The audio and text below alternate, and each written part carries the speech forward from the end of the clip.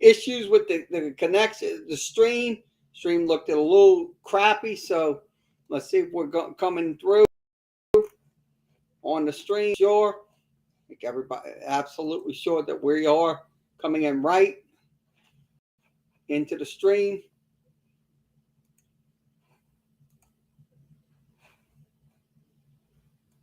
So wait, give me a second.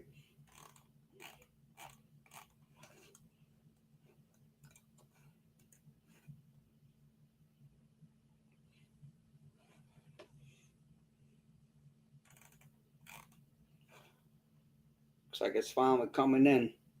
It's finally clearing up.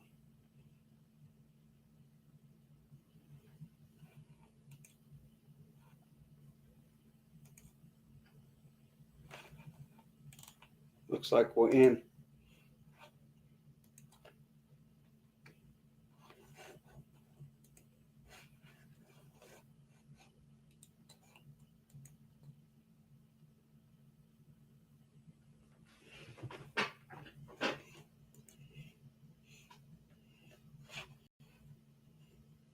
There we are. We are back on. So we're back on live. So you want to come in and talk anything in the world of sports, that'd be fine. So we're going to go ahead and reset. Send the links over.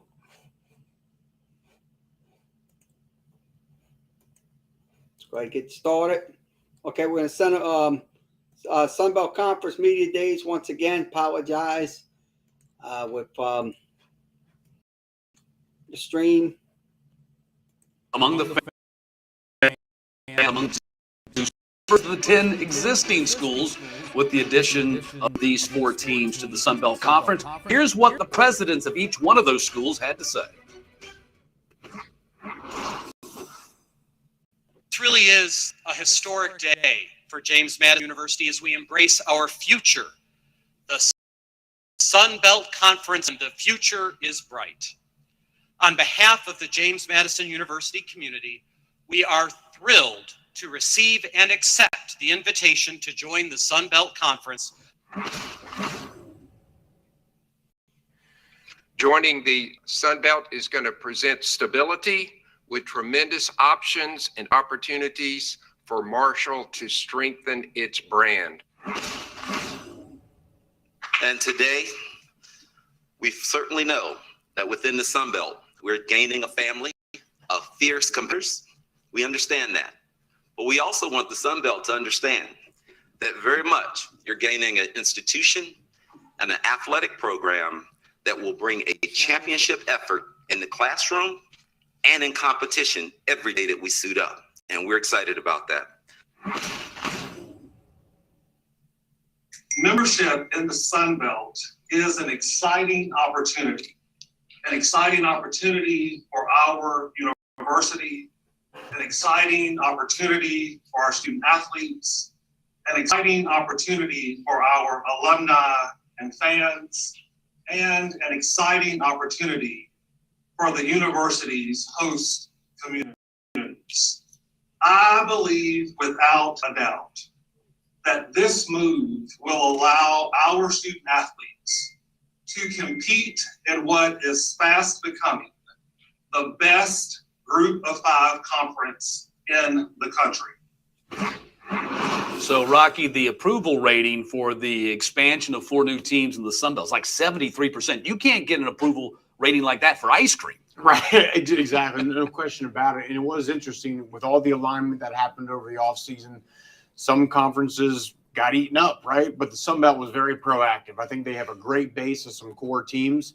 And I think you saw with the teams that they added, geographically it made sense, right? Especially for Southern football fans to be able to get to some of these games, get to some of these rivalries. So I think it all makes sense, and certainly the fans agree. Yeah, the expansion was very geographically rivalry driven. And I think that's applauded by many college football fans, not just who follow the Sun Belt, but across the board. I think a lot of college football fans and other conferences would like to see perhaps their conferences do the same thing. So, all right. So there's 7 new coaches in the Sun Belt. That's easy. 4 of them, of course, the new members. So that kind of really doesn't count. But the 3 new members, 2 of them got it the old-fashioned way. The previous guy got let go. And then Michael DeSormo in the middle got it because his former boss got bumped up to the Florida Gators. And I think Michael DeSormo has maybe the toughest task ahead of him because the bar has been raised so high. He had 4 straight years of winning that side of the division. They lose a ton of players, their quarterback, 4 linemen, a bunch of guys on defense.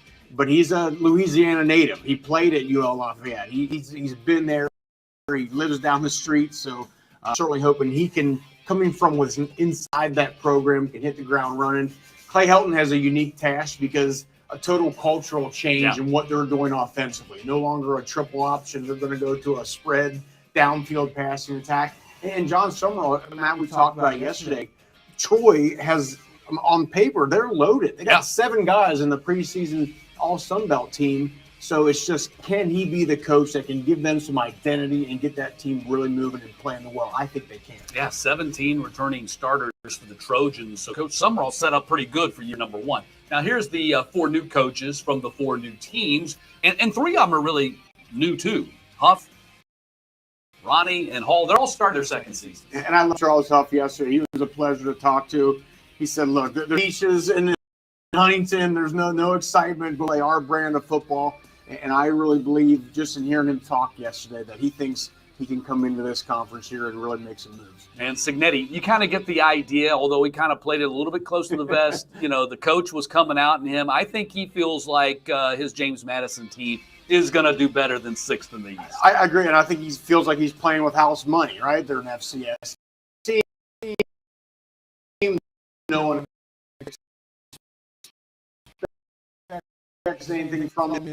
So they bring a front 7 I think can compete, and I think they'll do well. They'll pull a Georgia Southern. Georgia Southern, when they went from FCS to the Sun Belt in 2014 went 8-0 and won the conference championship, even though they were ineligible to play in a bowl game, as is the Dukes this year. I don't know whether James Madison will do that well, but I certainly expect to be a factor in this conference right off the bat. All right, let's take a look at the Sun Belt coaches poll. The coaches voted on this, not us. I don't know that I disagree with any of this. Certainly not the teams at the top right off the start. But then maybe the rest of the predicted order, there's some reason for debate. In the East Division, you go App State with 10 first-place votes, then Coastal second, Georgia State third, Marshall fourth, and then Georgia Southern, James Madison, and Old Dominion, another team returning 17 starters, picked 7th in the division.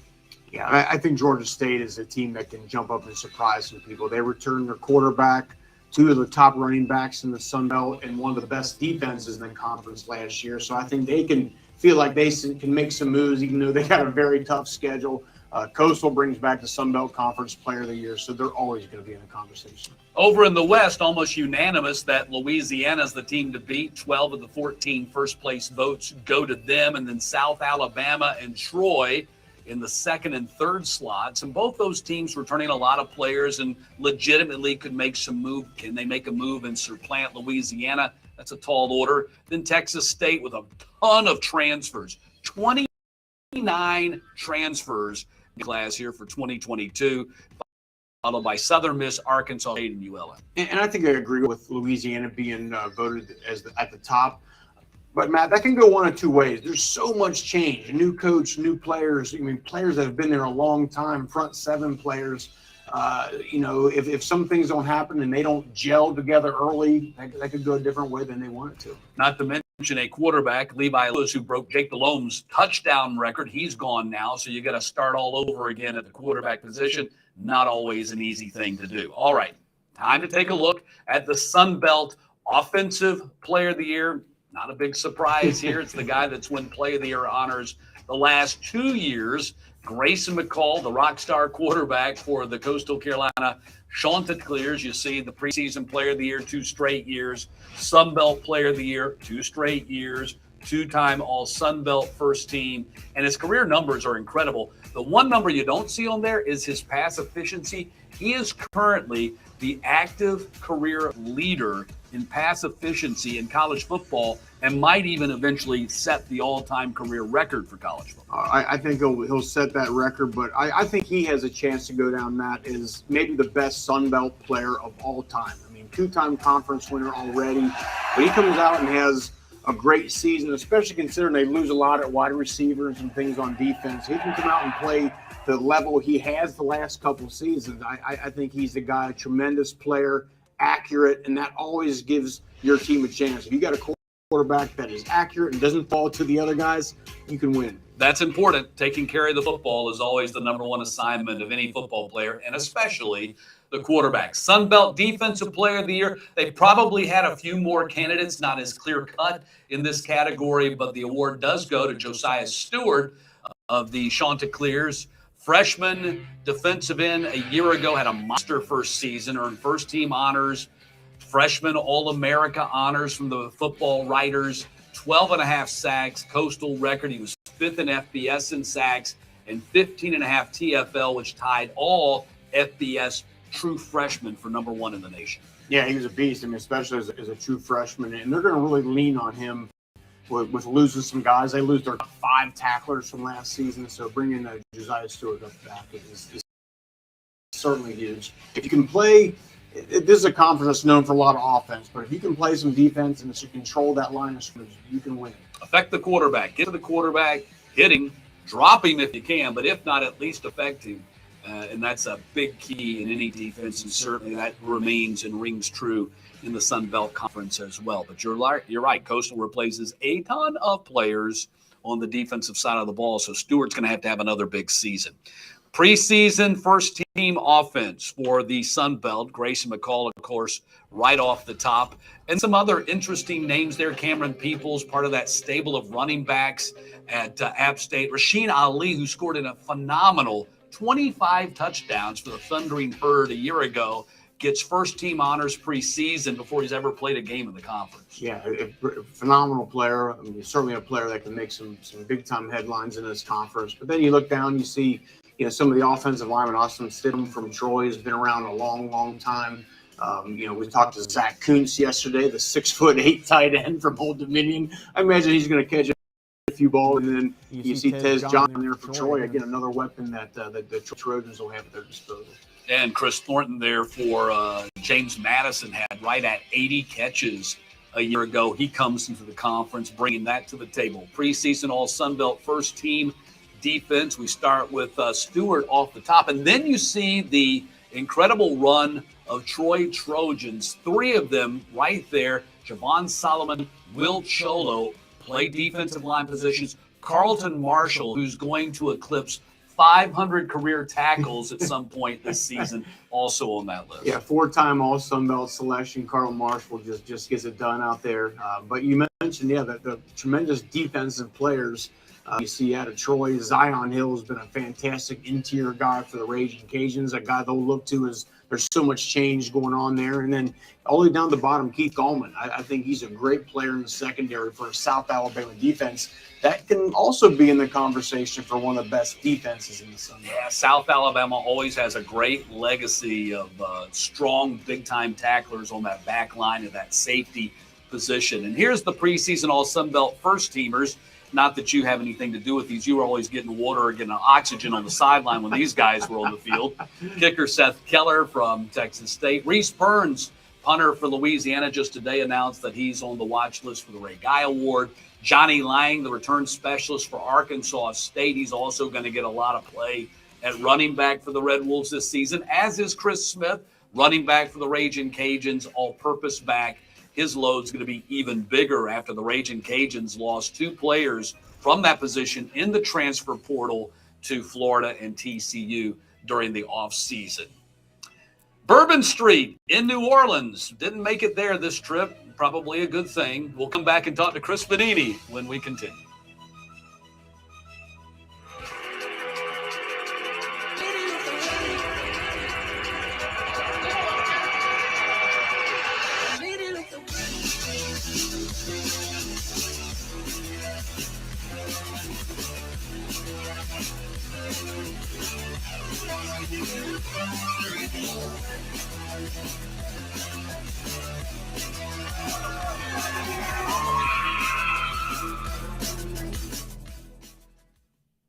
The B1 Performance Patch elevates physical functions by transforming carbs into glucose used to fuel the body. Don't compete without it.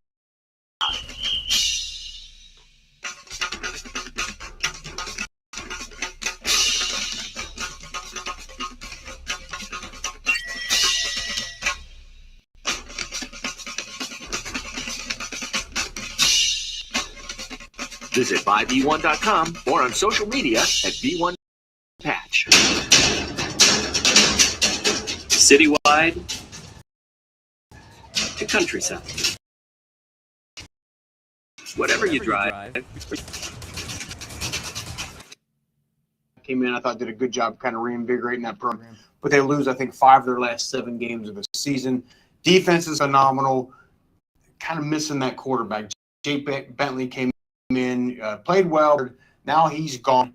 Now they're left without a quarterback right now, right? They're bringing Carter Bradley from Toledo. Is he the guy? Can South Alabama finally get some offense to go along with that defense? Well, that's a big question. I mean, Kane Womack, a defensive guy, he really excelled on that side of the ball when he got it. But the question is going to be offense. That was the case as they kind of stumbled down the stretch. We'll see kind of in fall camp coming out who is that person. But I think the way South Alabama has recruited moving forward, things are on the upswing under Kane Womack.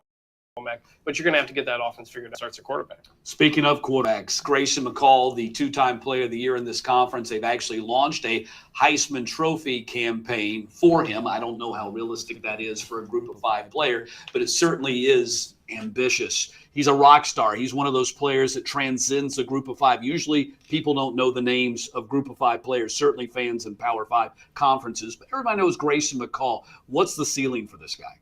I mean, he broke the FBS record for pass efficiency last year, and he's going to try to do that once again. I think that 2020 season where he was one of the star players of that year, the BYU game where they upped you, that season where Coastal came out of nowhere to surprise everybody. And you talk about the mullet that he has, the comment he made when he announced he would return to Coastal Carolina saying that he pisses teal. The best. The all-time best comment ever. We asked him about that yesterday. It's great. Yeah, Jamie Chadwell, the coach, was wearing a shirt that had that, and Grayson said he's got some shorts coming out of his own with NIL, which is good. You should be able to make some money on that. So. Well, if indeed he does, then maybe they need to conduct a drug test. I don't know. I'm just saying.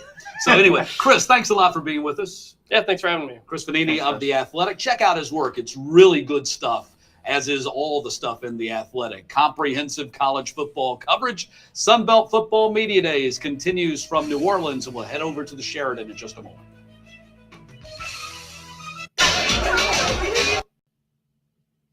.27 down to it's occurring once every 5 games at 0.2. About is this what we want for a game? This shows the number of fouls per.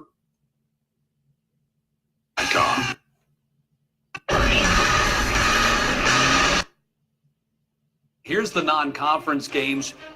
Week 1, Saturday, September 3rd, ESPNU. North Carolina, App State. You heard Sean Clark tell us yesterday. It is absolutely the biggest regular season game in program history. You got the flagship university in the Tar Heel State coming to your place, Kid Brewer Stadium. They're going to have 40,000 plus there. It's sold out. Marshall name interesting in week 2. You got Texas State and Baylor. Bobcats actually played Baylor very tough last year. They absolutely did. And then you see Louisiana, Florida State. That's another one late in the season. I like to think by that time Louisiana will kind of figure out their identity a little bit. They'll be ready to go. Yeah, that Raging Cajun Seminoles game, perhaps some upset potential right there. All right, let's send you back over to the Sheridan. John McDade is the coordinator of football officials. He's now addressing the media. I'm jealous. I like to be cold. I'm the coordinator of football officials for the Sun Belt Conference, a part of a football officiating program that includes 3 overall conferences, the SEC and the Southern Conference, along with the Sun Belt. It's great to be with you here today. It's always exciting to be a part of the preseason. Everyone seems to be happy in the preseason. Everyone's undefeated. No one's incurred any in-season injuries yet, and the officiating department hasn't created any controversy. which I know makes me a fairly bland topic. You guys seem to be much more interested in getting some words out of me when something goes sideways on the field on Saturdays. But nonetheless, I'm happy to be here in New Orleans and being a part of the Sun Belt Media Days and the kickoff to their 2022 football season. I'm basically bringing two things to you today. I have, using statistics for the FBS level, a recap of the 21 season, statistic recap of the 21 season, and showing you where the Sun Belt fits in those statistics. And then I have something on new rules, including some video to illustrate the new playing rules that we have. So with that, let's get into it. The first statistic is just overall game time, and you can see this is relatively flat. There is, from all conversations that I have, the stakeholders of college football, no one's concerned with the overall game time. Our television partners are not concerned with it. By the viewing numbers that we get from our football games, the viewers, the fans don't seem to be concerned with it. This is a fairly good place, and it's flat. Let me compare, by the way, the Sun Belt average game time for Sun Belt games last year was just a single minute below the 3:18 average for all of FBS. Let me show you the overall game time against some other statistics. The first is scoring. You're going to see here that there's a dependency between these two. One goes up, the other goes up. One goes down, the other goes down. Scoring was slightly down to 55.1 points per game across all of FBS. And the Sun Belt was right there at 54.2. When we look at scoring, we think of the playing rules and the competitive balance between offense and defense. And again, from what I hear from the stakeholders of the game, where we are with scoring, not wildly going up and down, or maybe more importantly, not on a fairly steep trend going up. It tells us that the balance between the offense and defense that the playing rules creates is in a good place. Let's show game time against plays per game. This is something that is being paid attention to much more than just raw game time. Number of plays per game at the FBS level is at 180.3. See, it's fairly flat. But what's happening in here is if I look at the dispersion of number of plays per game against all the games played in the Sun Belt for 2021, or all of the games played in FBS in 2021, it's a bell curve. It's a fairly uniform bell curve, but it's getting flat. And each side of the bell is getting further and further away from the center, meaning we are outlier games. The games that have the most number of plays, the games that have the least number of plays, they're getting further and further from the median. I'll give you two statistics that are somewhat eye-opening. In all of FBS last year, the great game happened twice. 129 plays were played in two FBS games here. My recollection is one in the ACC and one in the Big 12. The lowest amount of plays in a game FBS was 107. I believe that game was played in the Big 12. So there's a variance of 80% between the least amount of plays in a game and the greatest number of plays in a game. There's not many things we look at statistically that has a variance of 80%. And when you get games that are up in the 215, 220 and above, that's cause for concern. Here's another statistic that really puts this in, I believe, shows how college football is changing. There's a statistic that's created, I don't have it, unfortunately, today, but there's a statistic that's created of how fast offenses go from a tempo standpoint. And the statistic is simply the number of offensive plays that you run divided by the amount of playing time that's in a game, 60 minutes. The fastest, in 2021, the fastest NFL offense would have been 74th in NCAA. There's 73 college teams last year that ran more offensive plays per unit of game time than the fastest offense in the NFL. The games are different in that respect. And this number of plays per game is something that the stakeholders are watching. 75.8 plays per game, a good five plays below the 180. I don't necessarily have any explanation for the causality of that. Some offenses are more purposeful. Replay stops per game. This is probably one of the more statistically significant of anything I'm presenting here, statistic-wise, one of the more significant. Last year, I was talking about how we were up at 2.5 and we have a trend going up. And I have a chart that shows the trend over a 10-year time frame. And I was saying, you know what? If we continue on this trend, we maybe are going to get to a place that football it doesn't necessarily want to be. Well, lo and behold, in 2021, we only had 2.2 stops per game. It went down 12%. I believe that's 12% reduction. I don't necessarily have an explanation for that, except for one possible variable. I think is there's a dependency between the two, and I'll cover that on a slide coming up. We had 2.4 stop per game in the Sun Belt, and this causality that I'm going to have on a slide coming up, I think explains why the Sun Belt was 0.2 stops above the national average. Something this low, between 2 and 2.5, the stakeholders of the game are comfortable with that. If we got over 3, I would think we would start thinking about, is this what we want for our game? This shows the number of fouls per game across all of FBS. You can see 2 things here. The number of fouls per game is fairly about as flat as it can be. And the game time is, there's not a strong dependency between game time and the number of fouls per game. In other words, if you were looking at overall game time, trying to solve for why is the game taking 318 on average in 2021, how to make it faster. Fouls per game doesn't necessarily look like it's going to help you solve or answer those questions.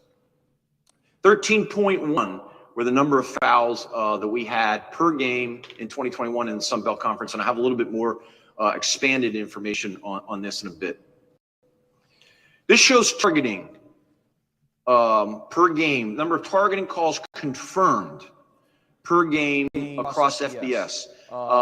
Targeting is the number one safety issue in our game, and it has been for quite a long time now. And I imagine it will remain number for quite a long time in the future. And anytime it goes down, particularly 0.27, it's occurring once every 5 games at 0.2. That's good news that it's going down. In the Sun Belt, we had 3.3 per game. That's eye-opening. And if you go back to the fact that we had 2.4 replay stops per game against a national average of 0.2, this is the causality. Every targeting call is an automatic replay stop of the game. So if you have more targeting per game, your number of replay stops are going to go up the game. So I think the fact that we were above the national average, FBS average on stops per game is related, fairly strong relation to the fact that we're this much higher in a number of targetings per game. I talked about I had a 10-year trend on replay stops and the amount of review time. Let's talk about the blue line. That's the replay stops. You can see from 2011 to 2020, we had a 67% increase in the number of stops per game from 1.5 to 2.5. And last year at this time, I was talking to various individuals and groups about how if we continued 67% growth trend over the next 10 years, we're going to be stopping the game at just over 4 times per game. And that means every time you have 1 or 2 stops per game, that you're going to have a game that has 6 or 7 stops per game. That's probably would cause concern for the stakeholders of the game. But we did have this statistically significant drop down to 2.2, and I don't know that it caused a lot of or generated a lot of conversation during the Rules Committee meetings this past winter in Indianapolis. As far as review times, it's fairly flat. You see over the last 11 years, the high was in 2020 at 1:28. The low was a 1:14 in 2013. Our replay, we focus on 2 things that are our average replay review time. We're looking to get to, every time we stop the game, we get to 100% correct outcomes. We didn't get there last year. In the Sun Belt, we had 4 incorrect outcomes against, I believe it was 90-some replay stops. We want to get perfect. We want that to be 0. The second thing that we monitor for replay performance is we don't have any missed stops. Those would be plays where there is video evidence that shows that the ruling on the field should be looked at, and we just don't get the game stopped.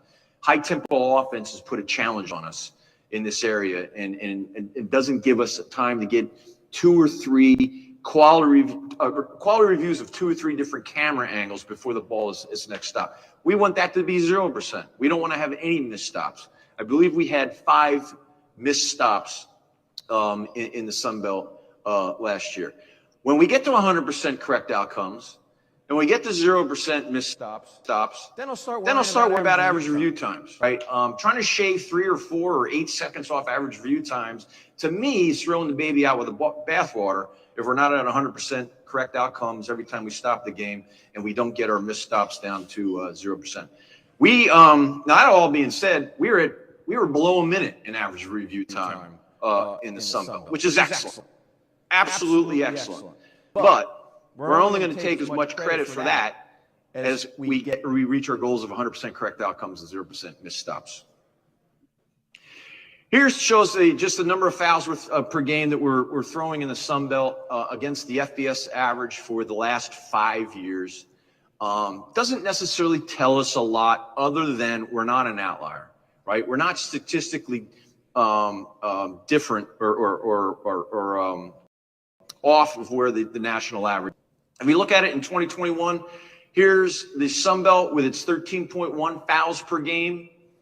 Here's the other group of 5 conferences that are put up there. We had the least amount of fouls per game against our group of 5 peers. And then if I throw up the 5 autonomy 5 conferences, it shows you we were the second lowest fouls per game in all of FBS last year. I mentioned that our football officiating program that I lead also has the Southeastern Conference. The Southeastern Conference is this autonomy 5 bar that has 14.3 per game. 14 is the median for all of the conferences last year in 2021. Very comfortable where we are in this regard. So that's it. A recap of last season, both at the FBS level and how the Sun Belt compares against FBS using statistics. I'm going to move on to the second part of my presentation, talking about new playing rules. Can regularly be a fairly dry topic, but we do have a significant rule change this year that's about as significant of a change that we've had in about 3 or 4. And it has to do with blocking below the waist.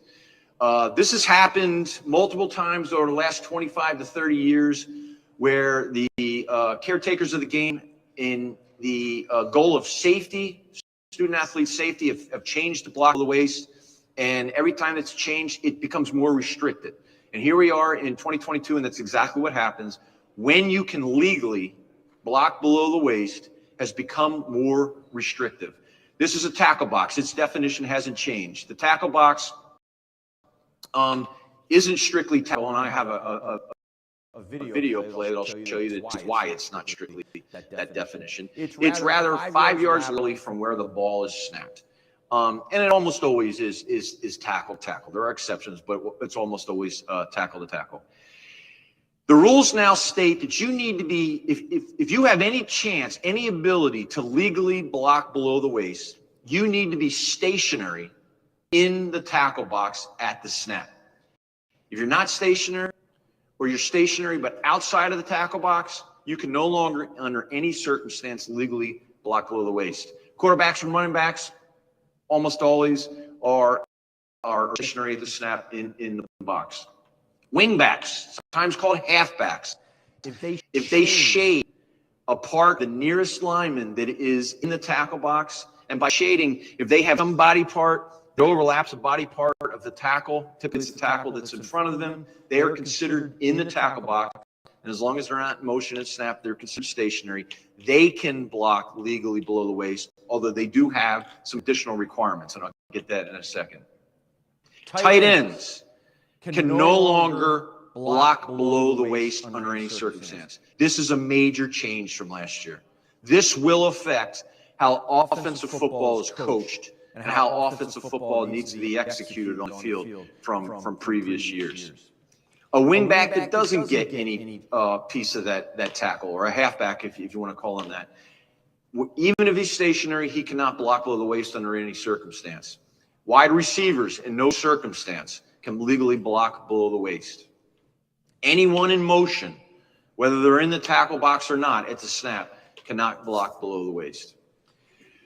So let's talk about, I said that there's additional restrictions in some circumstances. Even if you're stationary in the box, you may have additional requirements. Let's talk about them. For what we usually refer to as our interior linemen. These are players that are on the line of scrimmage in the tackle box. They can block below the waist against an opponent up to a yard in the defensive backfield. And on their initial line charge, they can block not directed from the front. They can get them from the side, and as long as it's above the knee, they can get them at the back of the thigh. On their initial line charge, these 5 players only do not have it directed from the front, sometimes referred to as 10-2. They can get them from the side. They can get them above the knee from behind, only on initial line charge. Anyone else that can legally block below the waist has to get directed from the front 10-2. So if I have a pulling guard, when he pulls, no longer considered initial line surge, he can block opponent while the ball is still in the tackle box. The block is in the tackle box, and he's got to get directed from the front. If the player that his blocking assignment, the defensive player that his blocking assignment is outside the box, he can no longer go low. He needs to get at the waist or higher. Same thing for this wingback or halfback. If he comes across the back of the formation, this is typically referred to as a wham or a seal block. He can block low if he gets directed from the front, but the player he's blocking must be in the tackle box while the ball is still in the tackle box. If a defensive end is coached to stay outside the tackle box, he cannot be blocked low. He has to be blocked at the waist or higher. Running backs, a lot of times will still protect in passing situations. They can go meet a defender. Let's say there's a backer that's blitzing. He can go fill that gap and block him low. Anywhere inside the box, he just can't leave the box and then go and block someone low. And then finally, defense. The rules have changed for the defense as well. The only defensive players that can block below the waist are those that are on the line of scrimmage in the tackle box, obviously on their side of the line of scrimmage. And they can only do it in their initial line surge. No other defensive players in any other circumstance, any other scenarios can any longer block legally below the waist. So we're going to go look at some video.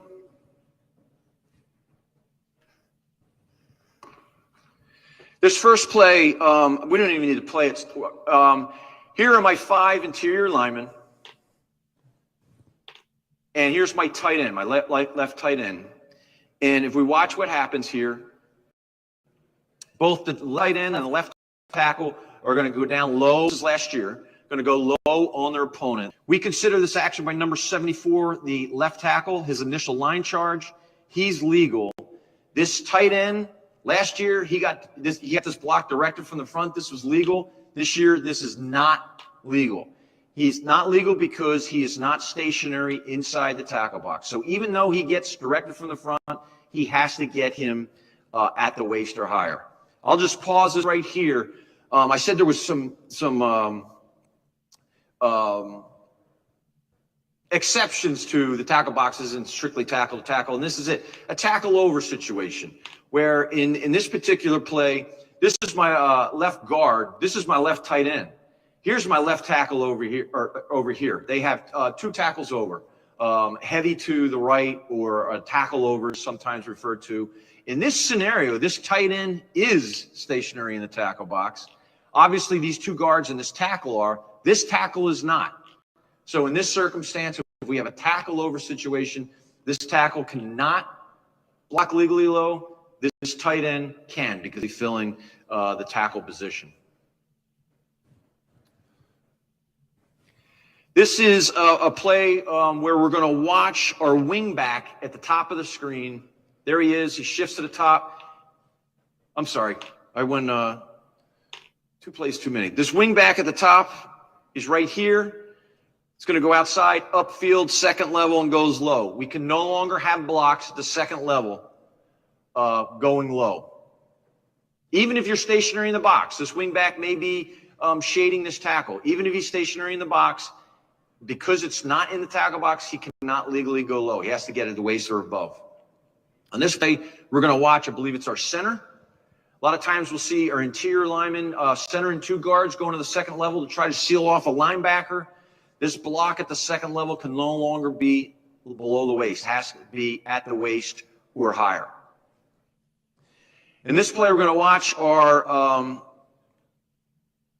we'll call him a halfback or wingback here. It looks like he's shading a piece of this tackle, foot to foot, shin to shin. That is enough. We're going to consider him stationary in the box. He can go low here on the other side as long as this defensive end is in the tackle box and he gets direct from the front. And I have both of those being met. This defensive end does crash down, put himself in the tackle box. This block is directed from the front. This block also may be at the waist, by the way. But even if he was get this at the thigh or lower, that is the definition of a low block, at the thigh or lower. Even if he was to get this at the thigh or lower, this is still a block. Like I said, a lot of times called a wham or a seal block. On this play, we're going to watch this wing go across the back. Now he's outside. He cannot go low like this any longer. Even if he gets directed from the front, even if the block is at the line of scrimmage, if it's in the offensive backfield, he can no longer go low because the block is not inside the tackle box. And then lastly, we're going to talk about the defense on this play. We're going to watch our right guard here. We have a screen. He releases downfield. And like we've seen for decades, we have a defender electing to take this lead block out by blocking him low. Last year, this was illegal. You're going to see our official at the bottom of the screen here throws the flag correctly. Last year, this was illegal because it was more than 5 yards downfield. Now, this technique is illegal anywhere on the field. At the line of scrimmage, in the offensive backfield, defenders cannot, outside of the tackle box, take out lead block low. They have to, if they're going to take them out, they need to do it with the waist. And I suspect that not many defensive backs are going to try to take a pulling guard on at the waist or higher. All right, we'll go back to the slides, please.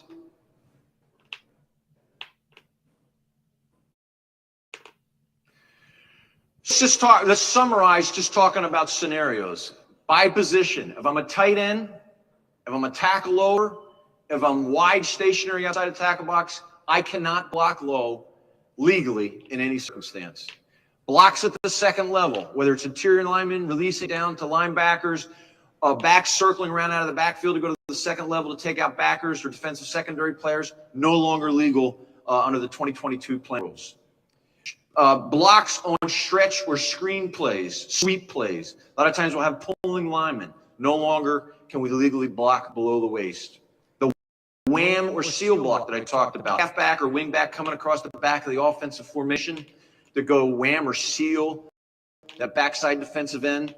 Only legal if he gets directed from the front, the block is in the tackle box, and obviously the wingback or halfback was stationary in the tackle box to start the play. And then the defense can no longer cut blockers outside of the tackle box. So that's it for the changes of blocking below the waist. The next batch that I'm going to cover, all are rule changes that change the penalty of something that is defined as a foul in the rule book. We haven't changed the definition of the foul. We've only changed the definition of the penalty. Here's something we next to never see. In fact, I tried to go find a play that illustrated it, and I had to go back 3 seasons. There's a rule. I give a legal fair catch signal on a scrimmage kick. I cannot block a receiver coming downfield unless I first touch the ball. And the penalty used to be 15 yards. And the rule makers said, you know what? 15 yards is reserved for personal fouls and unsportsmanlike conduct fouls. Just simply blocking after I give a fair catch signal doesn't really meet the intent spirit of what is a personal foul. So they changed to 10 yards.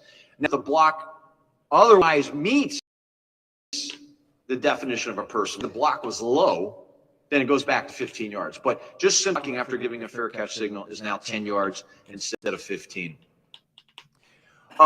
This is a change where the change is and loss of down. Intentionally touching a forward pass by an originally ineligible receiver. Last year and many years prior to that, it was a 5-yard penalty from the previous spot, but you got to repeat the down. Now it carries loss of down. At times, rule changes are from specific plays that occur, and look at it and we say, you know what? I don't think that necessarily meets the spirit of the rules, but currently it's a loophole, if you will, in the rules.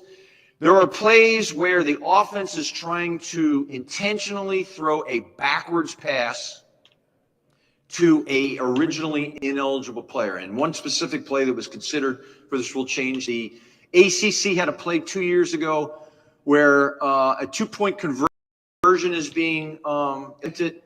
A tackle intentionally drops into the offensive backfield to receive a backwards pass. Defense disrupts the timing. The pass ends up being forward. Tackle takes it into the end zone, and they correctly call illegal touching. But without the loss of down, that meant the offense got a chance to repeat and try for 2 points again after the penalty is enforced. That didn't seem to be. We've added loss of down, and so now they do not have an opportunity to repeat the down. Defensive holding. Defensive holding has always been 10 yards. Whether or not it created an automatic first down had additional requirements. And in looking at the additional requirements, there were scenarios where it didn't seem equitable. And so they removed all of those additional requirements. Now, every variety of defensive holding carries with it an automatic first down. For what it's worth in the NFL, defensive holding is a 5-yard penalty, but also an automatic first down. Let me give you some scenarios that didn't seem equitable. Offense is 3rd and 15. Quarterback is in the pocket ball. He's looking at a receiver, and the receiver that he's looking at gets tackled to the ground. Defensive holding, right? Quarterback looks for goes through his progression, looks for other receivers, doesn't find it. He takes off running, and he gets a 1-yard gain. Right. So he's now 14 yards. Because we didn't have a legal forward pass in last year's rules, it didn't carry an automatic first down. It was just yards. And so it would have created a 4th and 3. Didn't seem equitable. Another example is the offense is trying to throw a wheel route or a swing pass to a back coming out of the backfield. And while he's still in the backfield, the defender realizes what's going on and just grabs him and yanks him to the ground or prevents him from going on the route. The rules used to state that if the foul was behind the line of scrimmage, it didn't carry an automatic first down, and that didn't seem equitable either. So those are examples of why they made this rule change. Oh, let me go back. Can we go back to the video? There's been questions on, all right, we have a hold on a scrimmage kick situation. How do the rules, this automatic first down rule apply? So we're going to watch the receivers here, and we're going to watch what happens right after we snap the ball. And what you're going to see is two players, basically my two players in the defensive end position. They're going to put themselves into the offensive backfield, not making a attempt to block the kick, but they're playing the kicker, right? They're rushing to see if maybe they'll have an opportunity to block the kick. If I pause right here, all other 9 players on the receiving team playing the return. And so for judgment purposes, if there was to be a hold, and there is on this play, right? They're at the minus 47, I believe it is. Let me see if I pause. It's about to happen between these guys right here. He dumps them on the ground. And so the question is this a defensive hold or is this an offensive hold? So let's go back to the beginning here. If any receiving player after the snap immediately plays the return, in other words, he's got an assignment, he's trying to prevent the kicker that is his assignment from getting downfield, we're going to treat him as an offensive player. This foul is an offensive hold that's going to be enforced post-scrimmage kick. It's not considered defense hold that we're going to put back at the previous spot and give the kicking team a first down. So you might say, John, what's the scenario where we're going to have a defensive hold that gives the kicking team an automatic first down? This is the only scenario I can think of. and it is obviously PAT field goal. There's a technique called pull and shoot. A defender in a kicking situation, or a receiver is going to grab a kicker on the line of scrimmage, pull him out of the way so a teammate can shoot that gap and go block it. You watch this player right here. It's not the most effective pull and shoot, but he grabs his defender there, trying to pull him out of the way to create a gap for number 5 to go through. And like I said, it's not very successful. We would treat that as defensive holding. That would be enforced from the previous spot with an automatic first down, giving the kickers back the ball 1st and 10. Can we go back to the slides?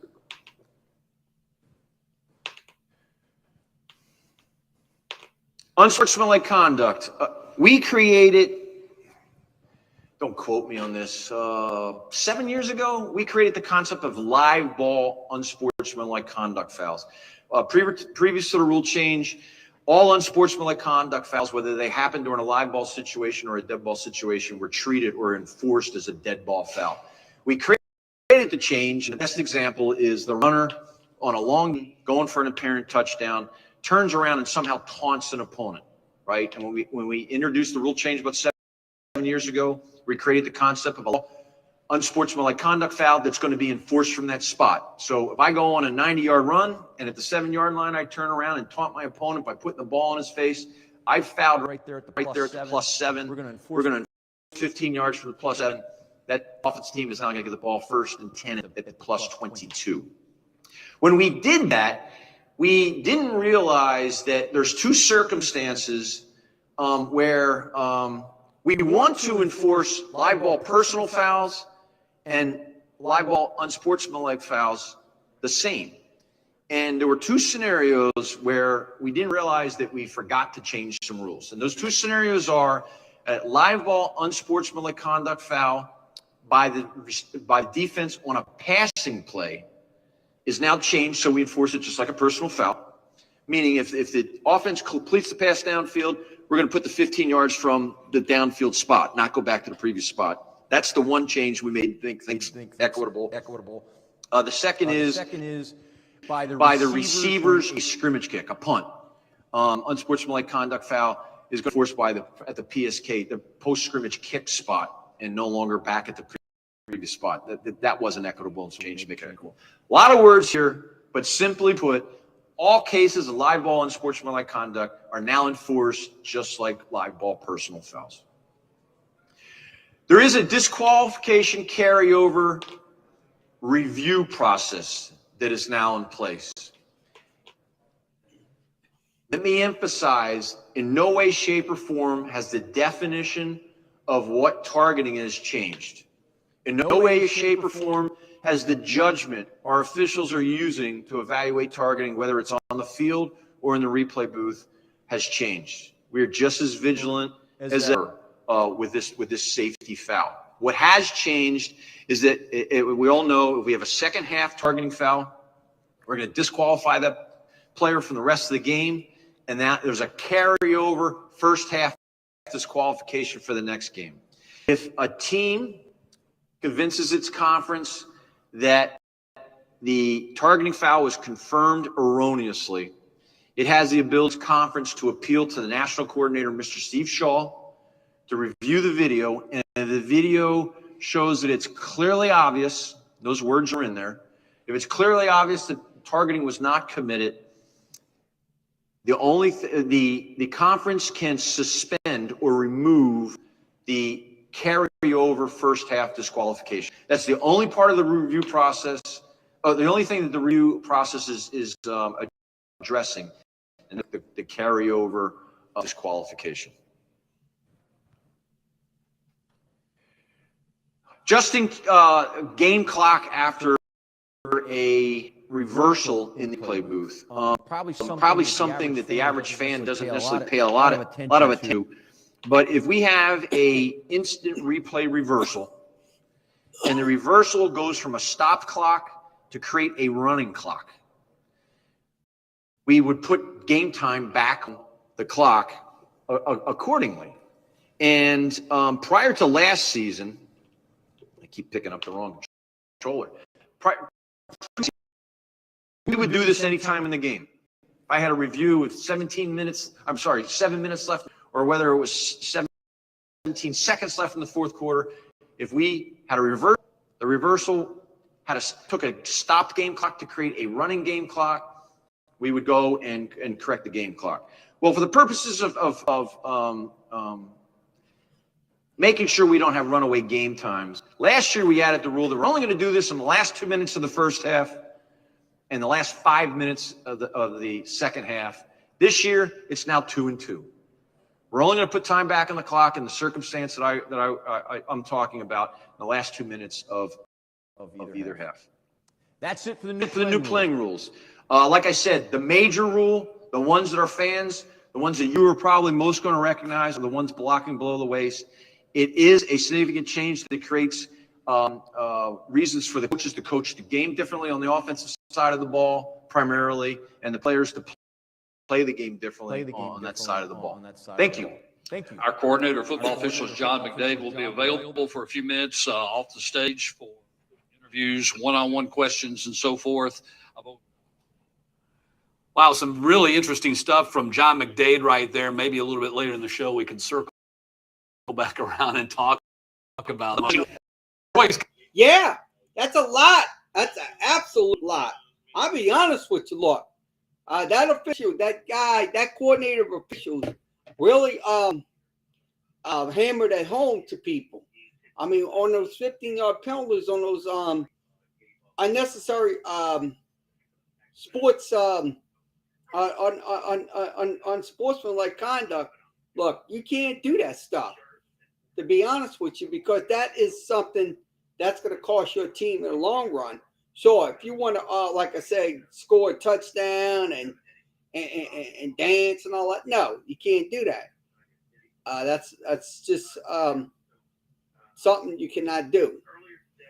I mean, sure, it takes the fun out of the game, and he has the right to celebrate that touchdown. But the truth of the matter is, look, when you cost your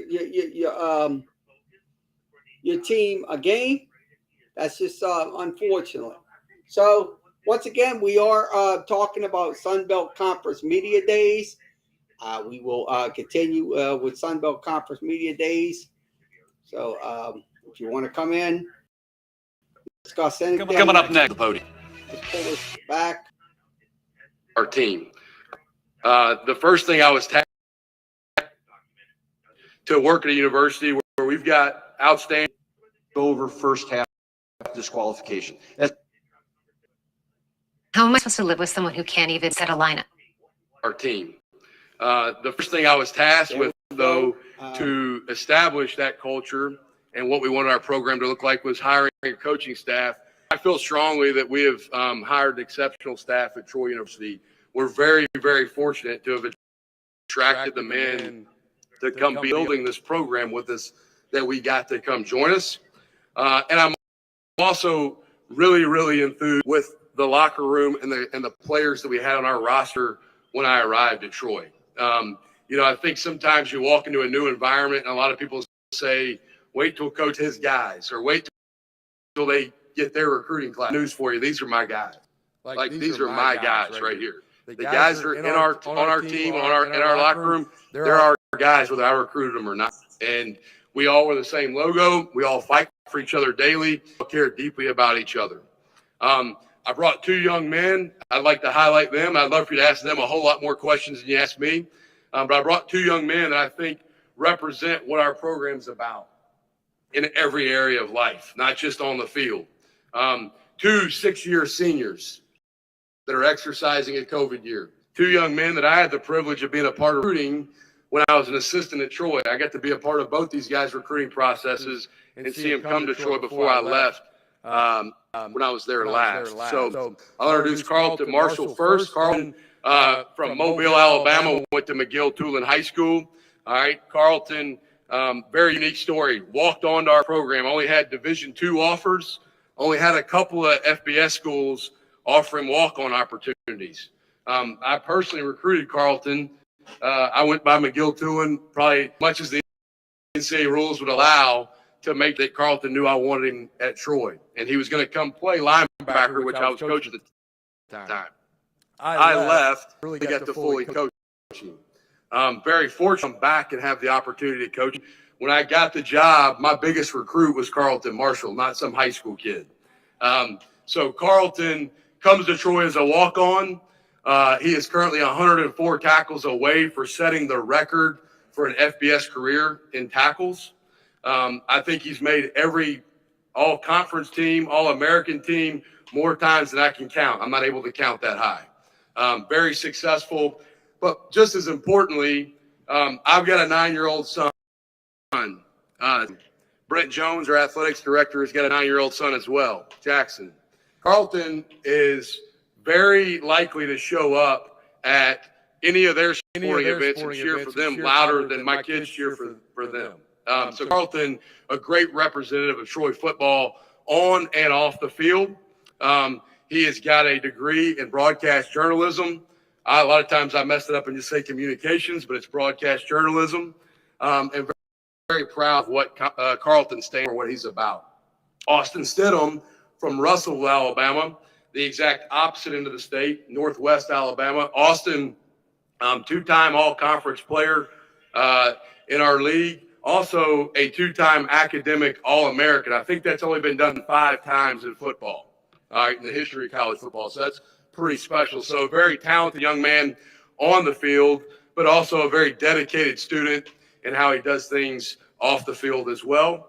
Austin already has his degree in biology, was originally his plans were to go be in the medical field, I believe as physician assistant, where he probably would have had a very lucrative career, but has recently, I think, really reignited his passion for teaching for the game of football, and his mindset seems like it's on maybe being a biology teacher and a football coach. So the next generation of football players in the state of Alabama will have a resource in Austin if that's where he follows through with, but we'll have every door and avenue opened up to him because of his, but also his daily commitments and how he himself. So really honored to bring these guys with me, 2 men of Troy who are outstanding representatives, and I think give you a really good picture of what our locker room looks like at Troy University. So having said all that, that's my opening statement. I appreciate you holding on and listening, and we will open it up to questions. And like I said, I encourage you to ask them a lot of questions. Before we take questions, I do want to introduce one more person since we do have new faces, new schools, new people here in the room. Adam Prendergast. Adam, raise your hand. He is the Sports Information Director at Troy. He will be your go-to person for anything about the Trojans. Right now, we'll take questions from Coach Summerall and the athletes. For those of you here in the room, if you have a question, I ask you to please raise your hand. I also ask you to please stand if you would so we can get you on camera, and wait for a microphone to come to you. If you would, please state your name and your media affiliation before you ask the question. And for those of you watching us on Zoom, pin your questions on the chat, and we'll read them aloud. So questions in the room for Coach Summerall and our student athletes, Austin Stidham on your left and Carlton Marshall on your right. Back here in the back. Emmanuel Pepper Sunbelt Conference, and this is for Carlton. This is a team that obviously defensively prided itself last year, not only getting in the backfield, but getting those third down stops. With bringing so many guys back defensively, and obviously you being one of the leaders of that group, just kind of talk about it not only being the results, but kind of the mentality to get there, and kind of the cohesion of this defense, and what y'all pride yourselves on doing year in and year out. You know, this defense, you know, I see a lot of upside to us in the future. You know, I see 11 guys on the field that want to get to the ball, and, you know, that's a recipe for greatness. You know, I'm looking forward to this, and I'm pretty sure Coach Summerall is looking forward to coaching us this year. Right up here in the front. Ellie and Emmanuel have our microphones, so if you do have a question, just please raise your hand and we'll get a microphone to you. I don't mean to double team on Carlton 2 in a row, but it was just coincidence it worked out that way. Charlie Krause, Coach and Crew Show. I don't know if you're familiar with the website or not. PFF, you are the 12th highest rated returning linebacker. What are you doing either in the film room or in practices? And we've all seen you play and lately a lot of pops. What are you doing that's working so well? Like Coach Summer, when I first got there, you know, film room, is definitely going to be your best friend. You know, getting in the film room, picking up those little keys that some O linemen give away, some of the little keys that the offensive linemen give away, as well as the entire offense, as well as the wide receivers. Little things like that will definitely let you know what's going on out there on the field. Reading your keys and coaches putting you in the right position to win. And I believe that's what's been happening. Over here. Coach, this question is for you. My name is Hunter Dawkins. I'm from the Gazebo Gazette, Mississippi Gulf Coast newspaper. Troy, from the history of looking at your back last 10 years, you guys have a really good history of recruiting among the junior colleges, specifically in Mississippi. Tell me about that, if that's a plan you guys are going to try to take in, especially now this conference has more regional rivalries. Yeah, the Mississippi junior college system has been very beneficial for our program over the years. When I was at Troy last, I was the assistant head coach, linebackers coach, and special teams coordinator. And I immediately, upon getting hired by Neil Brown, went and signed 3 linebackers from the Mississippi ranks. All 3 of those guys ended up being starters on teams that went 10-3 and 11-2 the next couple of years. So that the Mississippi junior college system has always been good to Troy. I think it's good for the Sun Belt. There's such good qualities that come out of that league, and also really good coaches. So we will continue to bolster and supplement our roster through college recruiting. We actually took more players from the college model this past year than we did in the transfer portal. So we're still currently using the junior college system to supplement our roster more so than the transfer portal. Hi, Coach. Chris Hutchison over at KAIT in Arkansas. Just what are your thoughts on the Sun Belt West as a whole, with you guys moving from the East Division to the West? I think you've got a lot of really high-quality coaches that are elevating their programs. They're pushing the envelope to get better every day. I think the Sun Belt West is going to continue to rise and become more competitive. I think you get a lot of talk about the East, and the East teams have had a lot of success. I think you look as a whole across the West. I have a great deal of respect for every coach and every program on our side, and really look to watching those guys. It's a lot of great venues, a lot of great schools with a lot of great players. I think it's going to be a really competitive year on our side. I think it's going to be continuing to elevate from a divisional standpoint as we move forward. Coach, well, there you go. John Summerall, the Troy Trojans, there at the podium. They'll be joining us here in our Bank Plus studios a little bit later in the day. Time now to spotlight the Louisiana Ragin' Cajuns, their new head coach, Michael DeSormo. Thanks a lot for being with us, Michael. Matt, thanks for having me. Coming off a perfect 8-0 record in the Sun Belt Conference, first time they'd ever done that. Finished number 16 in the nation in the AP poll, 13-1. In fact, carry a 13-game winning streak into the season and picked to win the Sun Belt West Division, Coach. No pressure at all. But a lot of historical season by pretty much any measure for Louisiana. A lot of accomplishments. How do you walk that fine line of celebrating, embracing that, remembering that, and cutting that loose and getting ready for the 2022 season? I think a lot of the changes and things that have happened all season have our team in a place where we feel really motivated. Got a bunch of really, really good players coming back, great staff, guys we've added, guys that are back. So there's a lot for us still to accomplish, right, for us and for this team. So I'm all about celebrating things that we did. I mean, shoot, our kids, I know how hard it is to win games, much less to do what they've done. So I've got no issue with celebrating that. But I'm not hesitant to think that we're ready to move forward either. Well, among the changes, of course, you're the head coach. Billy Napier got the Florida job. You got his blessing. You were hired as the head coach. First time you've been a head coach after being the OC. What's the biggest challenge so far for you as head coach transitioning from that OC position to the HC position? I think delegating across the board with everything. We've got great people and great staff around us. So, my job is to them do their jobs, let them run with it. And I think figuring out exactly what do you need as a head coach need to handle yourself, and what do you need to delegate? Those are things that you kind of figure out on the run. But the staff, the players, the things that we have in place have made it really easy. Yeah, like I mentioned, Billy Napier told the AD, look, that Michael's ready for the job. How would you compare and contrast your style to his? Are y'all a lot alike? Are you totally different? Or from a personality standpoint, football philosophy approach standpoint? I think from a philosophy and approach, I think we're very similar. I was part of the last 4 years over here, and I believe wholeheartedly do things. Our personality is definitely different, and I think the players and the people around us will tell you that. And that's really probably the difference, is just our personalities are just a little bit different. But the things that we had in place, the structure of the way that we approach our day-to-day work, that doesn't change. And I've seen them pay off, and I believe in it wholeheartedly. Our players who have been here believe in it, and so does the coach. So, the whole, if it's not broke, don't fix it. We're going to continue to try to improve our processes, but we're going to certainly keep in place. Another great commonality, both of you were college quarterbacks, high school quarterbacks, college quarterbacks. That's the position you played in your playing days, and now as you carry into a head coaching position. I read where you, in the 4 years you were with Billy, you had a binder, and you're taking notes, meticulous in your note taking. What's the biggest takeaway that you have in binder that you're carrying into this first season as head coach? The consistency in the way we did things over 4 years. Can you look at it year to year, and there's a definite structure and order in the way it.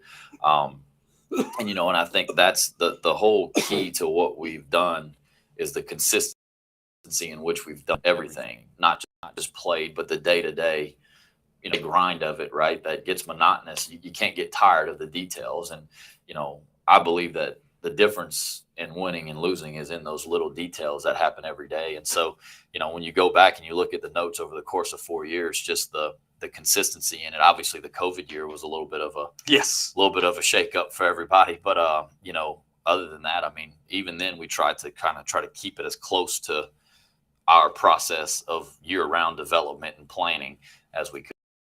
Well, you replaced record-setting by Lewis. He broke Jake Delhomme's touchdown record, a phenomenal record to break. Who's your quarterback going to be? We went through spring and we kind of opened it up, and we feel like we've got a lot of talented kids in that room coming out of spring. Ben Woolridge and Chandler Fields have emerged as the top two. Did a really good job this spring. I think those guys bring a lot to the table.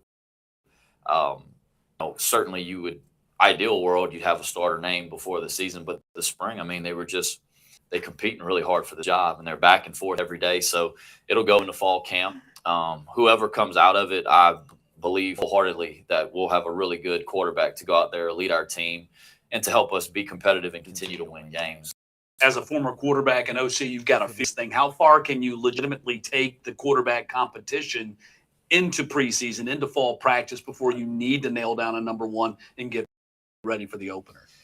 Fall camp changed a little bit. School starts earlier, fall camp ends a little earlier. So you can go all the way through fall camp, and you'll still have 2 weeks to get ready for the season. So through fall camp would be fine. But at that point, we got to make a decision. And both of those guys, as good of players as they are, and as well as they prepare, they'll make it difficult. But I know that whoever wins this job, whenever we're there for our first game, we'll have a really good product out there. Running back position is another position where you're going to have some changes. Two of your top running backs went to Florida and TCU. You do bring back Chris Smith, who's got an all-conference resume as well as a return, but also was a big-time running back for you last year. How much more of a burden does he have to carry, or you got guys to kind of delegate and committee thing out?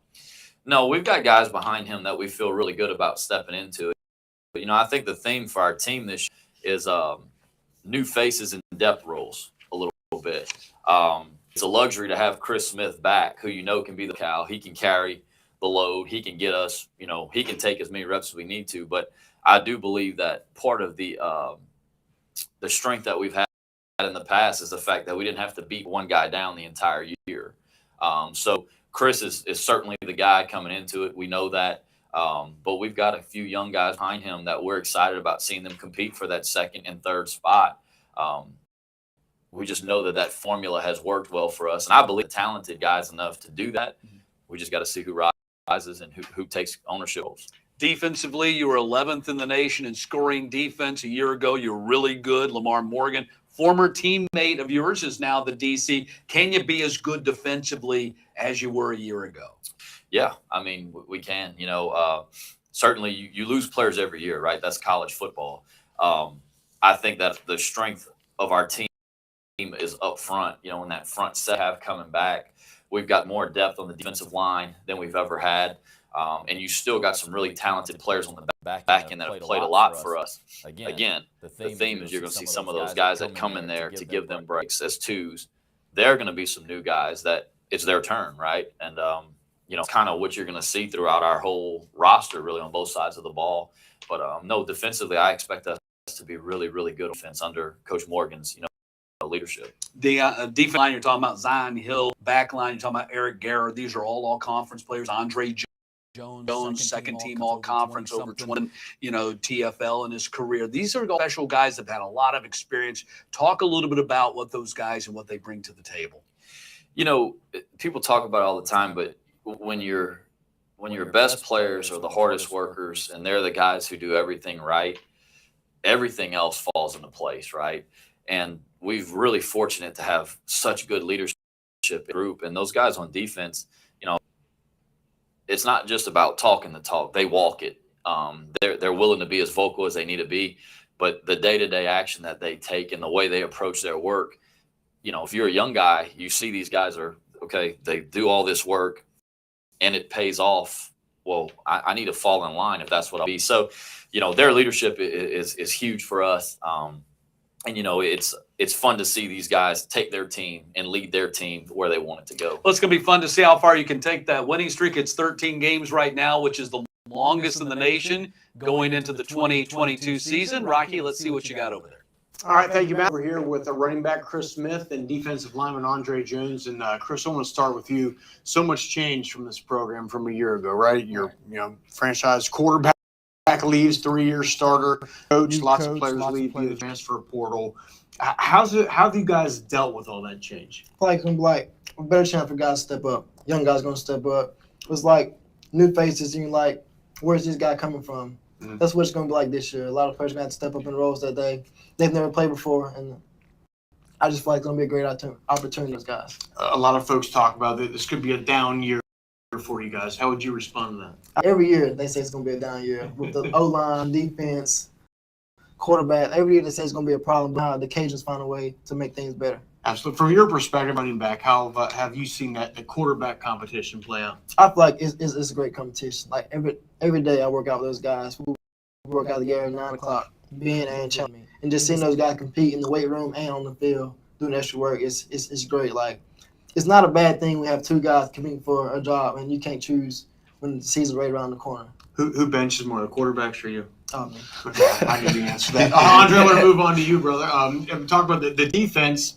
A lot of guys returned in that front seven. You guys are loaded up there. Talk about what you like about how this defense is developing right now. It's the bond like we have every year. Like it's like getting stronger and stronger, and you see a lot of the same faces every year, and like we hold each other accountable. Like this year is like so special because like every day we get each other that look like we on the field. It's like get emotional sometimes. Like some of us last ride together. Like we want to make it special. Absolutely. So Coach talked a little bit about his similarities and differences between Billy Napier and himself. As a player, what have you noticed about the attitude and the chemistry of the head man? He care about us. Like he loves us like the top. Like he been here, but he always everybody knew he always cared about us. He put us first. He treats us just like his kids. Absolutely. Well, guys, looking forward to watching you here this season, and hopefully you guys can stay on top. Matt, back to you. Thank you, Rocky. All right, time now to go back to the Sheridan and the Texas State Bobcats at the podium. For both Coach and the student athletes. Coach, all yours. First off, I'm honored and grateful to be up here representing Texas State University. At these media days, I believe that our university is on the rise. We have new leadership right now with our new president, Mr. President Kelly Dampus. And then our new athletic director, Don, who has been working tirelessly and effortlessly to help support us in any possible way we possibly can. So all those guys, they do a lot for us. and it just shows that our university is trending in the right direction. And I'm also very honored and grateful to be up here to represent the Sun Belt. And what Commissioner's done is just shows that the structure and the stability and support of what this conference is about. It just shows that this conference is in a really good spot, and it's probably the greatest group of right now out there in college football, just by the support and stability of what Commissioner Gill has done. But today we got an opportunity to meet two of our players, the face of our program, Kyle Ergel and Jordan Revels. Two unique stories, unique backgrounds, and it's an opportunity for them to share their story and be around you guys and talk about how great Texas State is. And these guys are the epitome of what we're trying to do and what we're trying to change here at Texas State. And you got Kyle Ergel, who comes from Toronto, Canada, who has been on a lot of watch lists early, just for offensive line play. He's been a starter for us at the right guard position. He brings an extreme work ethic, a toughness about him, and something that I lean on him a lot on trying to change the narrative of our program on who we are. And Kyle has been a great ambassador for our program. And we've got Jordan Revels, who has been with me since day one. Back in 2019, he came in as a defensive end. He's now a multiple player. He's playing outside linebacker. He was number 91 last year. He's number 8 now. He's getting to that single digit. He believes he can play DB, and now he's for a tight end package as well, just because of how multiple he is. But these guys got great units. And I'm fired up for you guys to actually get to ask them questions and let them say their story and about how great Texas State is. But looking forward to this season. I do believe that this is a team with a lot of depth. I was looking through kind of our numbers. We've had around 80 guys that have played in college football games, and a lot has to do with the COVID eligibility freeze and some unfortunate injuries that some of these guys have. A very experienced team right now.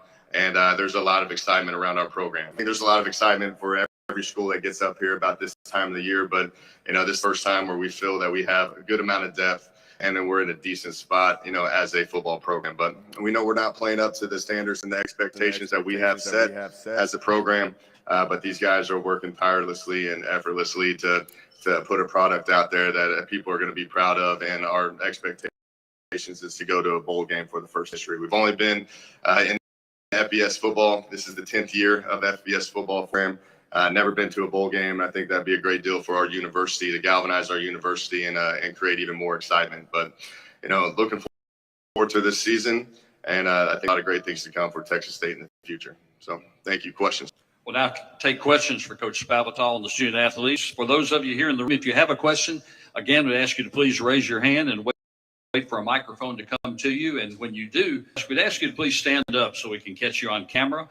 Please state your name and your media affiliation before you ask your question. And for those of you listening on Zoom, please type your questions into the chat and I will read those out loud. So, first, any questions from here in the room? Kevin Foot and Katie and I could coach things. Obviously you have all the depth issues that you just spoke, but in terms of on the field that y'all got to do better at to close games that you weren't able to do in recent years. Yeah, that's been kind of the thing that we've addressed, in the offseason. You look at where we are as a program. I think that when I got here in 2019, I think we've changed the culture. I think we have established that we are going to show up and we're going to play hard and we're going to fight for everything that we do. And I believe that the buy-in is tremendous right now with our kids. Our next phase is that we have to have action. We have to show it on the field. And you look at, the ins and outs of how we've lost games. A lot of it comes down to penalties or just turnovers and the efficiency of what we're doing offensively. And that's something that we put a big emphasis on, is trying to be more efficient offensively. I've been putting the defense in a lot of bad situations at times, but for us, we got to be able to not turn the ball over. We got to be able to play smarter football and not beat ourselves. And that's something we look at, on a daily basis. I can get into the details of it. I think our third down is very bad. We got to learn how to get off the field in third downs. We've got to be able to score touchdowns. Scoring percentage is not where we need to be. And if you really just focus on those two types, getting on the field and getting off the field, increase our third down percentage, but at the same time, score touchdowns, because kicking field goals is not going to win us games right now. And that's kind of been our emphasis in the talks that we've had with our team in the offseason. Colin Jordan, the same thing about closing out games. I think it just starts with the off-season preparation. You know, it started in spring ball. I think we ramped it up in spring ball. You know, just being able to compete with my defense and the team the entire time, and now it just carries on into fall camp. And I think we've had multiple conversations about it. You know, we just got to ramp it up even another level. I think we have so much more we can tap into as a group and as a team. I just think that it's going to help us, and we're going to finish these close games in the fourth quarter. Yeah, like you said, I just feel like in the past we mentally broke ourselves down and we just focus on our mentals, and at the end of the games, it's really come down to a lot of mental lock-in and just limiting your errors. And I feel like throughout the offseason, all this 21 and everything, a lot of team really focus on our mental and it's become stronger. And that's our strongest point. Hi, Coach. Chris back here, Coach. Chris Hutchison over at KIT in Arkansas. You've got a lot of Arkansas State connections on the team.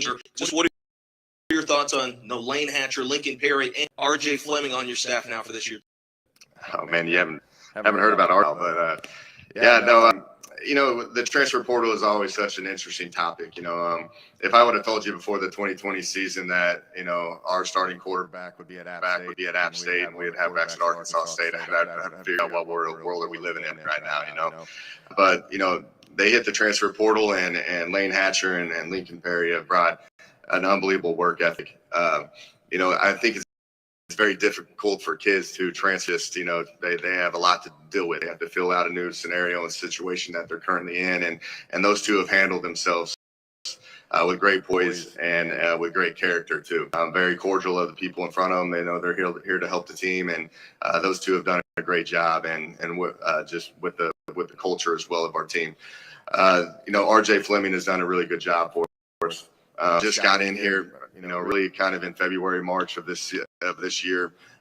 Been around for a long time, and he's done a lot of great things. He's a guy that's he's very passionate about his players. He dives into them as people.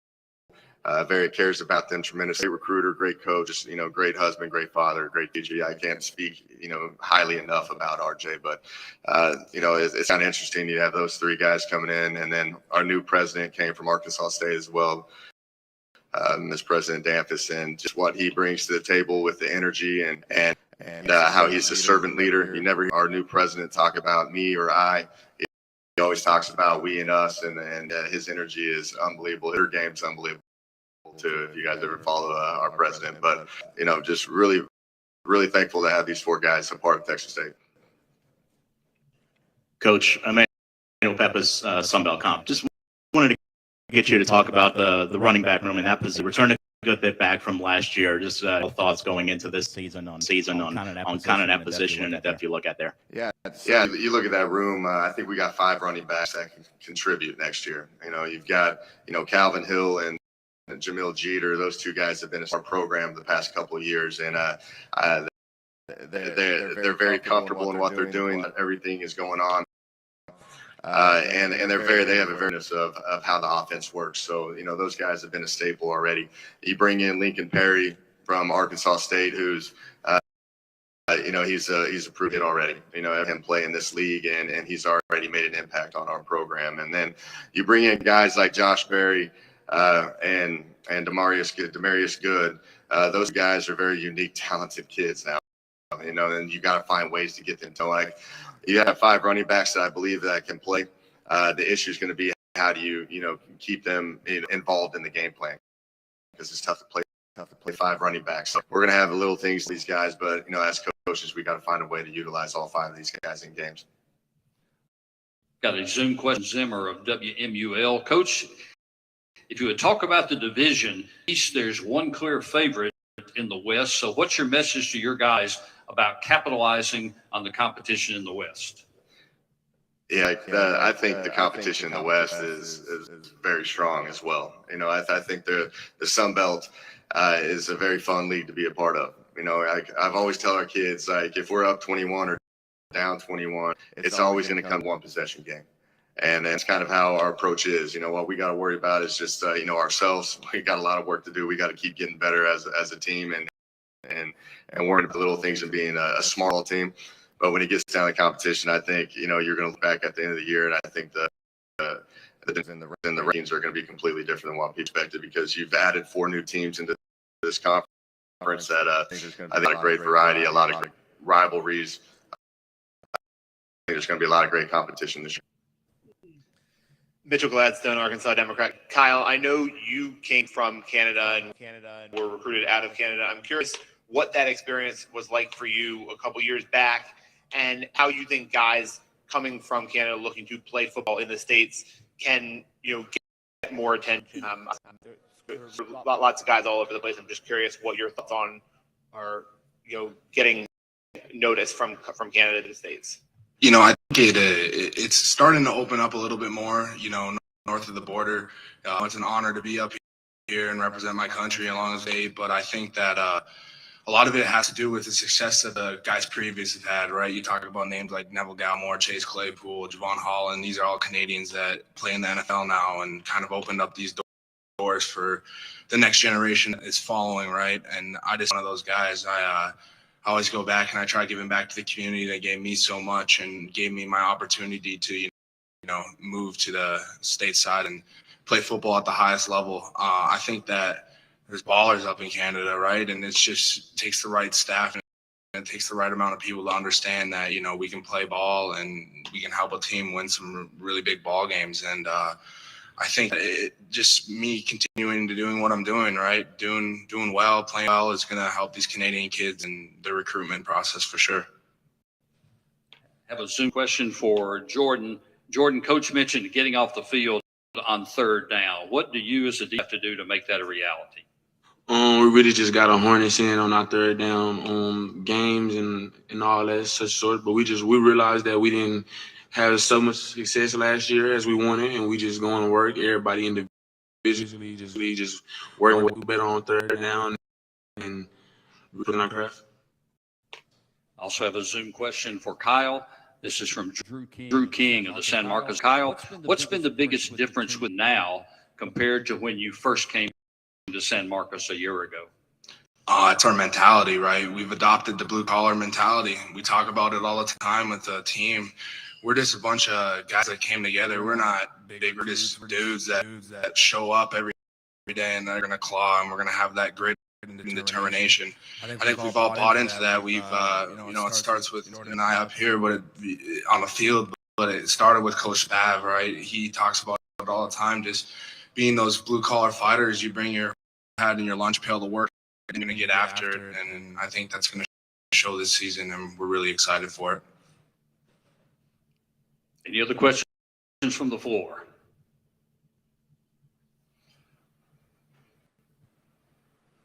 We have one more Zoom question. All right, and there you go. The Tech Bobcats at the podium, and they'll be joining us here in our Bank Plus studios a little bit later in the daytime now to highlight the Southern Miss Golden Eagles, one of the new teams, one of the 4 teams that joined the conference as of July 1. Will Hall is their head coach entering his second season. Will, good to see you. Thanks for being with us. Excited to be here, man. I know. We're excited to have Southern Miss. In fact, we were riding on our Uber over here on the day we got in from the airport. Rocky and I was asking us about before excited about Southern Miss being a part of the conference. Anecdote there. But you guys, bad news is you started 9 last year. The good news is you finished the season with victories over La Tech and FIU. Were you able to carry any of that positivity into your off-season workouts? Did that help you out? Did you get a back? I think it did help us from the standpoint of we were a really young team that was really depleted. We inherited a roster with a $2 on us to play a full college season. We just didn't have players. And to be able to sit and finish out with 2 wins, I think our kids really learned how to win, which means to stop doing allows you to lose. And I don't know if you necessarily carry momentum over one season to the next, but I think it was great for our fan base to kind of get over that hump, our young kids to figure out how to win. We've recruited really well. We're up to 85 scholarships now. We feel in a much better situation to play a college football season going into year 2. Any college football fan in the Southeast knows that Southern Miss is one of the great, at one point, independent in the Southeast. Ray Guy, Brett Favre, a history of going on the road and knocking off SEC teams and Power 5 teams. So I feel like Southern Miss, historically, geographically, is a perfect fit for the Sun Belt Conference. You see it the same way? Yeah, we're just really excited about it, especially our fan base. Like you said, when they're drinking coffee on Tuesday and they see we're playing Troy or UL or South Al or Monroe, they know those schools. There's an instant recollection of the past, and we feel like we've got great history and tradition. There's been 125 draft picks from Southern Miss. We played in 22 bowl games. We think we bring a lot to the table belt, and we feel like also the Sun Belt's a great fit for us. We're just really excited about it. You were a great competitor in your playing days as a quarterback. You won the Harlan Hill Trophy, which goes to the top D2 player in the nation when you were at North Alabama. You're part of that program's Hall of Fame. How did that competitiveness in you as a player steel you and make you ready for, this project in front of you, which is kind of reviving the Southern Miss tradition and football program? Well, I was a short quarterback, so I kind of had a chip on my shoulder my whole life. That people told me that was too short to play and had to prove them wrong. And then, fortunately for me, I was a head coach at the Division II level for 6 years at two places where we had to build programs. So this is kind of my third time to take over a program and have to build it, to lay a foundation and build a program. And so we've got a vision of where we want to go. We got a very detailed plan to get there, and we're in year 2 of it. We think we've made great strides going into year 2, and we feel really good going for us. You had challenges last year, only 18 points per game, less than 270 yards per game, last in turnovers, tackle loss. I know as a offensive mind, as a quarterback, I probably ate at you pretty good. How on offense this year? Well, we hope we can be a lot better, right? We're pretty horrible. I was a tough sure year all the way around. Like I said, we inherited a program with 1 scholarship quarterback, I think with only 9 offensive linemen on scholarship. So we got a full roster now. We've got quarterbacks healthy. We've got a young quarterback in Ty Keys. It's got a bright future. We signed another young one in Zach Wilkie. It was a highly recruited kid, and Trey Lowe's back. So we're in a much better O-line wise and quarterback wise, to get the ball to our skilled kids. And we've got a great track record offensively. Our staff does, and we feel like great strides this year. You ended up starting 4 different quarterbacks. You count Frank Gore Jr. as a quarterback as your super back offensive quarterback. So Ty Key starter, kind of take us through what you're anticipating from him if indeed he is going to be the number. You feel good about Ty. He finished spring as the starter. He's had a great summer. Ty's one of the most highly recruited kids to ever sign with Southern Miss, 4-star recruit, had an unbelievable high school career, won 3 state titles, started 3 games, played in 4 for us last year before he got injured, and played. And he's gone from 196 to 200. He's kind of got that it factor to him. Now he's young. There's going to be growing pains with playing a young quarterback, but talented, and he's a great leader, great person, takes people the right way. So we feel like the future's bright with him. Yeah, playing quarterback at 196 at this level has got to be a tough thing to do. It is, and playing 18 years old is tough too. But your running game should be in good hands. Frank Gore Jr., as we mentioned, 100 yards rushing last year, and then he had to step in and play some quarterback for you at the super back offense. He was 10 of 16 passing for close to 200 yards and threw 4 touchdowns. That's pretty darn good. It is. We're excited about Frank. Frank's had a great offseason, 195 pounds. He's really changed his body. He's looking good. We think he's in a much better situation to take the pounding of a college football. We'll still use the super back from time to time, depending on defenses adjust to it. But Frank's impacts people in the right way, and I think he's got a really good year in front of him. I love it. Excited you guys are going to do in 2022. Rocky? I'm over here with wide receiver Jason Brownlee and linebacker Swayze Bozeman. And Jason, I'm going to start with you. Just go back quickly to last year. What was that like finishing the year with no quarterback, especially as a wide receiver, maybe not getting the ball as much as you want to? I mean, it was hard, but it was fun because he was just throwing the ball up and just let me go get it. No, absolutely. About Ty Keys, he's going to be the quarterback this year. He's now healthy, as Coach talked. What have you seen from him in preseason practice? Yes, sir. He's been working real hard to get in.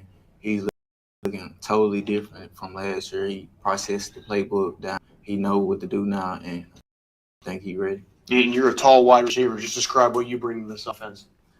Big explosive down the field, deep threat. Just throw it up, I'm going to go get it, make a play. There you go. Swayze, I want to move on to you. Just talk about, obviously, a new conference. Fans of the conference right now, maybe not don't know much about Southern Miss. Describe Southern Miss football. What is your identity? Well, for me, being a defensive guy, first thing I think of Southern Miss is the Nasty Bunch, and got a glimpse of really what we could be and how great potentially. And it's really cool coming to this new conference, have the opportunity to really show what we're made of and show what Southern Miss really is and how we can be like a front runner in this conference eventually. So it's really exciting to be able to get to do that. It helps you guys bring back 10 starters on defense. Just describe some of that, the identity of that defensive unit. So our defense, we're deep, you know, and that's nice. We added some key transfers at mid-year, so we had a bunch of D linemen come in that are be big-time players for us, and then we'll have 4 backers that can roll, and we'll have D linemen go in and out every play, and then I mean we got the secondary guys that can go get the ball. So it's really exciting to be a part of something special like that, and I hope that we can make the university proud. So you're a linebacker. What linebacker emulate in your gameplay? I like the way he played. He was a real cerebral guy. What was going on at all times, so I kind of mimicked my game to that. When we went to the same high school, actually, Luke Kuechly, great player to emulate. Guys, appreciate it. Yes, hope sir. you have a great season here. And Matt, back to you. Thank you, Rocky. Coach, take a look at your schedule real quick. Starting out with the 4 conference games right off the top. You open with Liberty at home. Then you go on the road to play Mario Cristobal and his Miami Hurricanes, Northwestern State, and at Tulane, where you were before you took the Southern Miss job, first 4 non-conference games. Yeah, you know, having Liberty at home is a big deal for us. You know, Coach Freeze is actually a Southern Miss graduate, and so he's coming home, and they've been one of the top Group 5 in America the last few years, won 10 games 2 years ago. Then, like you on the road to Miami, and Coach Cristobal's got a great track record, and that's a name program, big deal. Northwestern State at home. And then we go to Tulane, who's been to a bowl game 3 out of the last 4 years, and has got one of the top head coaches in college football history, who I've got great respect for. They've got a great back in Michael Pratt. So great non-conference for us, starting off to get us ready for competitive Sun Belt West. Yeah, Ullman Stadium right here in New Orleans. I've had the opportunity to call games there. It's a fabulous setup. It'll be a fun game and an easy travel for Southern fans as well. And then you jump into your schedule and you go 4 straight Western opponents with Troy, Arkansas State, Texas State, and then by that time you know a little bit about what you got. And you got Louisiana, the big dogs, coming up on ESPNU.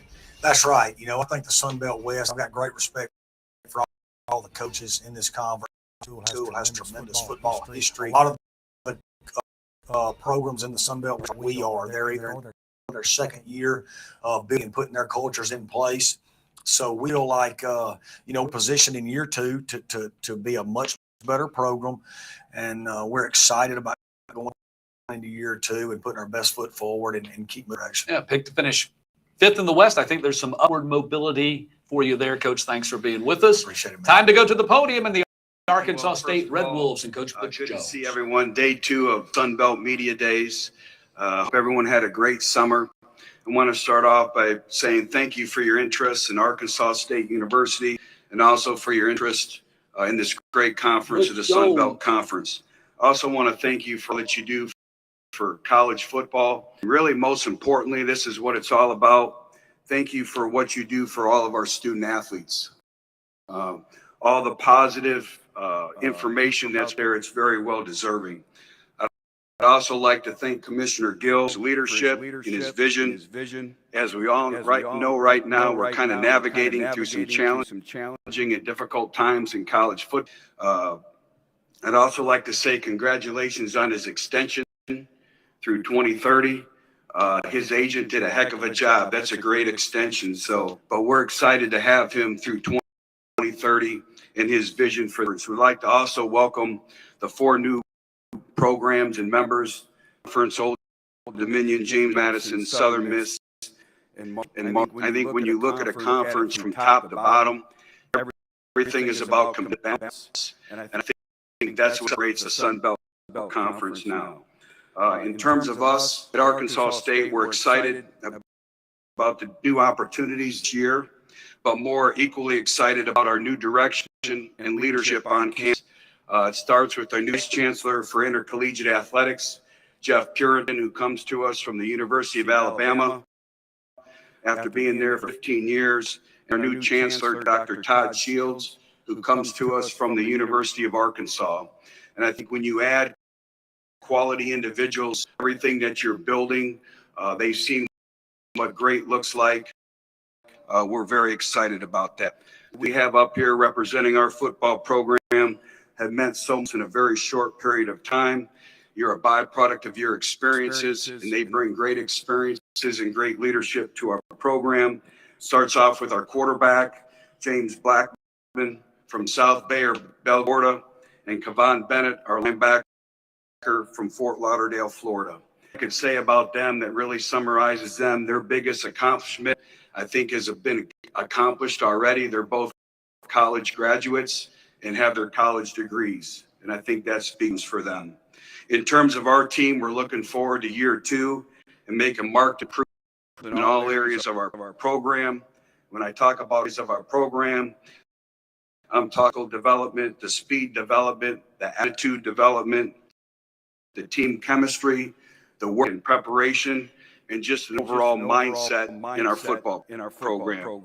I think to date, we've had a very good off and a very productive summer with our players. It still goes back to, though, learning how to win, and not just wanting to win, but deserving to win each and every day. Mindset that involves and really understanding what ball looks like, not only on days of competition, but throughout the course of the week, and the overall discipline that it takes to play winning football.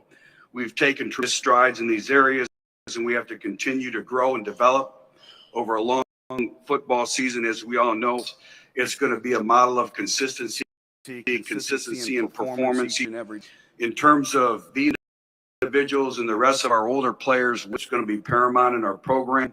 If you had an opportunity to look at our roster, 70% of our scholarship players are either entering their first or their second year of football. So the locker room is going to be a big part of that. In terms of our overall talent level, we feel we improve our talent level through our recruiting class of incoming freshmen, also the transfer portal as well. We've had. Okay, we'll wrap it up. Okay, once again, this concludes a Sports Talk with Gary Meyer show. We will have more Sun Belt Conference tomorrow. Once again, thanks for joining us, and we'll be back on again tomorrow. So